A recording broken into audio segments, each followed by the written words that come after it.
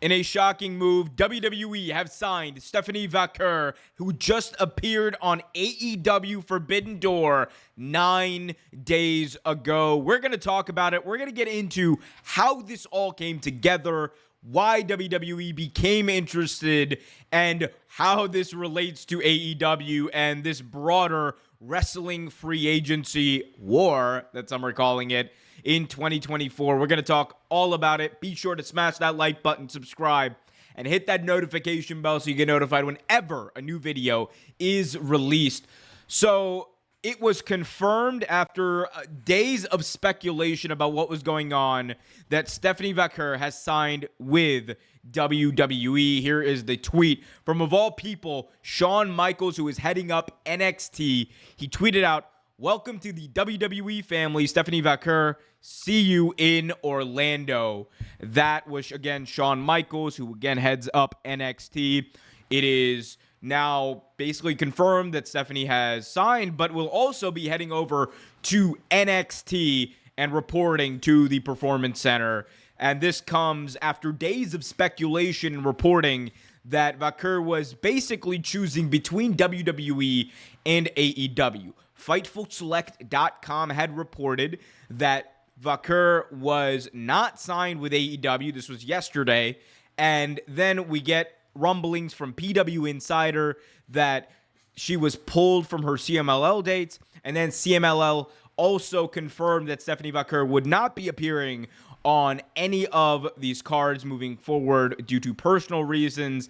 And she was also stripped of the titles, and that kind of led everyone to basically assume that, hey, look, she's going somewhere. And if she wasn't going to AEW, she was likely going to WWE. And it was confirmed, obviously, as I said, that that is where she's headed.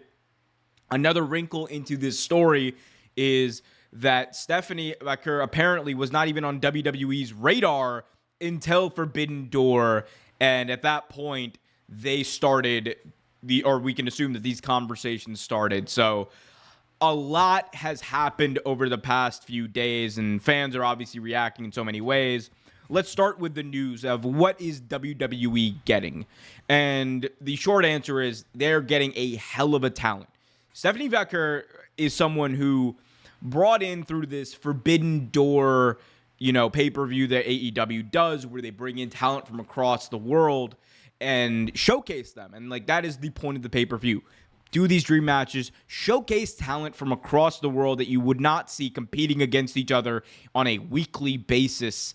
And, it's a model that has proven to be very successful for AEW. Forbidden Door usually is one of their more successful pay-per-views, always selling out, always doing great business on the pay-per-view buy rate. But she was someone who, as soon as her match was over, everyone kind of took notice, right? And the way that these contracts work in, CMLL is that they are a lot more talent friendly in that they will let you out of your deal if you have a big time, American US contract from either AEW or WWE. And that is what happened. Stephanie Vaquer did have a deal with CMLL. It seems like she was let out of her contract, and that is when WWE had snatched her up and signed her. And it also is apparent that WWE took notice after Forbidden Door, after that really great match with Mercedes Moné, and a match where I don't think she just proved, we knew that she was a good wrestler. That was kind of there. But if you go back and watch it, she was playing up to the crowd. She understood the assignment, as far as presenting this as a TV product. And people out there are going to say, oh my God, she's from CMLL. She doesn't know how to be on TV. But they also don't realize that while it is a different style, a very different style, there is a certain level of TV presence you have to have when you're working for CMLL, because they are on TV. They do pay-per-views that a lot of people watch. So I think we need to kind of get out of this U.S. I was going to say North American, but we need to get out of this U.S. wrestling bubble, because a lot of times people would think, that AEW, WWE, and even TNA are just the end-all, be-all, but that is not the case across the globe. So WWE is getting an immense talent and someone who I think can grow into a big-time star. People are going to say that, the promos or whatever are not going to be there because her English isn't good or whatever. I don't think that is something that is going to hinder her as much as the wider wrestling internet community thinks. I think that she's going to do very well in that NXT system. And NXT right now, a killer's row as far as the female talent go there. You got Soroka, you got Roxanne Perez, you have Cora Jade who's coming back, and now you add in Stephanie. Like, this is an insanely elite women's roster they are building on NXT. And Shawn Michaels, to his credit, I think he knows what he's got here, and he's very happy with the talent that is Stephanie Vaquer.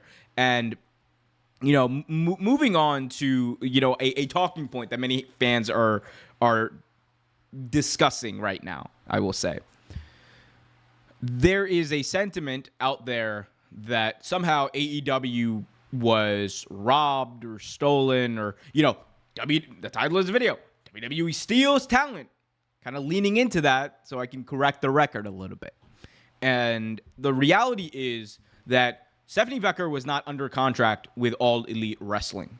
Stephanie Vaquer was not under any agreement outside of Forbidden Door with All Elite Wrestling. So it's not a matter of she was stolen from AEW. It's just that AEW Forbidden Door was the turning point that made WWE, in all likelihood, take this, like, they take her seriously and get her on the map. And after that, they were just like, we got to get her. So I think that can be true. And if anything, I think that's more of a credit to the Forbidden Door concept. A lot of people like to drag Forbidden Door or whatever because it's not the pay-per-view for them. And like that can be fine. It doesn't need to be the pay-per-view for you. But at the end of the day, it is an insane supercard that highlights some of the best wrestling across the world.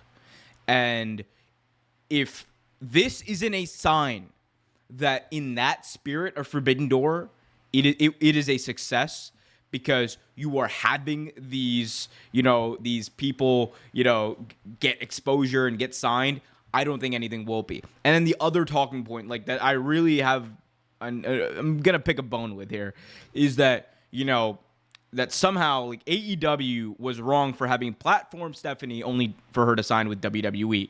Because, they made her look strong, and, like, look at this, ha ha ha, AEW. When, in reality, this is something that happens in wrestling all the time. It's happened the other way around, by the way. We want to talk about it. Let's talk about it. Adam Copeland, Edge, whatever you want to call him, his last day in WWE, the 25 years of Edge, like, that was a massive deal. WWE were advertising the hell out of it. They gave Edge the ultimate send-off, the ultimate platform, and they had him win on the way out, only for him to go to AEW. Look at Bryan Danielson. He was in the main event of WrestleMania, looking strong all the way through, had a match with Roman Reigns, only for him to go and sign with AEW when his contract was up. Look at someone like Adam Cole, baby. One of the hottest and most emotional feuds in all of WWE at the time in 2021. And he signs a mini extension. They do the feud, and they have him going in hot into AEW after his contract expires. This happens both ways. It is a reality of this era in wrestling we are living in, when you have two wrestling companies that are both scouting talent constantly, that are both looking to sign the best free agents, and that are both trying to do whatever they can to get one up on each other. That is the truth. And to me, this is just the cycle playing out. It's not AEW getting owned. It's not WWE pulling a fast one on AEW. I'll let you get away with pulling a fast one. It's like, look, it is wild that it was 9 days later. I'll give you that. But to claim that this isn't similar to the things we've seen in the past is just asinine.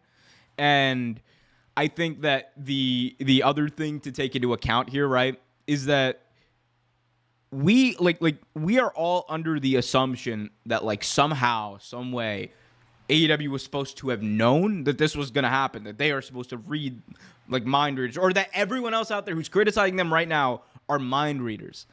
I think that's unfair is a very nice way of putting it. I think it's bullshit.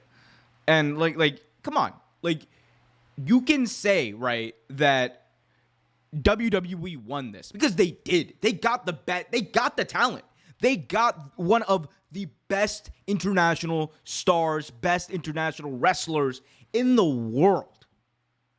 And that she is now headed to the Performance Center. I'm sure we're going to see classics between her and Julia in NXT. That's a feud I want to see right off the bat when they're both ready. And I think that's going to do great business. But I think the ultimate and the very low-hanging fruit for a lot of people is like, talk about WWE, talk about AEW, how they got one over on AEW. Like, it's an easy thing to grasp at and to talk about. But the reality is, and the logic is that this is just the reality of the landscape we are living in wrestling. And for AEW too, if you want to go that far, it's just like one of the disadvantages, if you want to say, of being the second company, like the second biggest company. Because if you don't platform a star like Stephanie Vaquer, then you are doing yourself and your pay-per-view a disservice. Because again, you don't know if she's going to go to WWE or whatever. Because she's under contract. So if that's the case, right, what are you going to do? Not have her on your show? No. Because if you don't, like, you're damned if you do, you're damned if you don't. Because WWE is just the bigger company. And as long as that is the case, it is like they are always going to be at a disadvantage in some respect. And like you're going to see situations like this, but you're also going to be seeing situations the other way around. We need to accept this reality because we are living in it. We are living in a world where you will see talent who are red hot one place go somewhere else. We are not done with it. We are not done with it in the slightest. Because over the next few weeks, probably, you're going to see something happen the other way around with AEW. So, again, is what it is. I think that this is an amazing, amazing get for WWE. I cannot wait to see how Shawn Michaels cooks here because I can already tell, like with some of the feuds that I'm thinking about, I'm already ready. Give me the Stephanie Vaquer and Roxanne Perez match today. Today. You don't even got a show tonight. Put it on. Let's see. Let's go. I can't wait. But guys, I want to hear from you all. What do you think about this situation? Did AEW get their talent stolen, even though it wasn't their talent? Did WWE steal their talent? Did they get one up? Does this really matter? Who do you want to see Stephanie wrestle? That's a real question I want to answer. Who do you want to see her wrestle in NXT? Let me know in the comments. Also, be sure to smash that like button, subscribe, and hit that notification bell so you get notified whenever a new video is released.